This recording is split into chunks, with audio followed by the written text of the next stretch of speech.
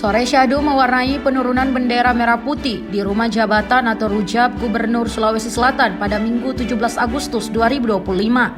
Matahari mulai tenggelam, sinar senjanya menghiasi langit Makassar saat merah putih diturunkan. Langkah kaki pasukan pengibar bendera pusaka atau Paskibraka Sulawesi Selatan tetap menghentak. Fokus tetap terjaga meski awan tebal menyelimuti langit. Komandan kelompok atau Danpok Paskibraka dipimpin Muh Imran Anwar, siswa SMA Negeri 10 Makassar.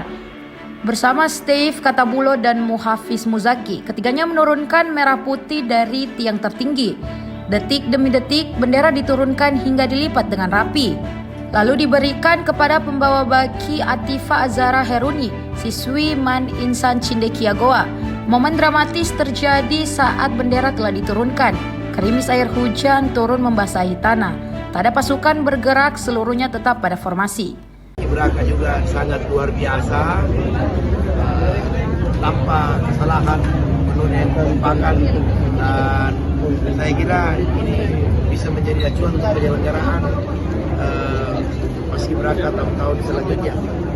Dan insya Allah setelah selesai melaksanakan tugas, mereka akan berlibur kembali. Kita sudah siapkan anggarannya, tinggal mereka teknis tanya ke Pak Winarno, kepala Gespa ini pakai Toraja Pak.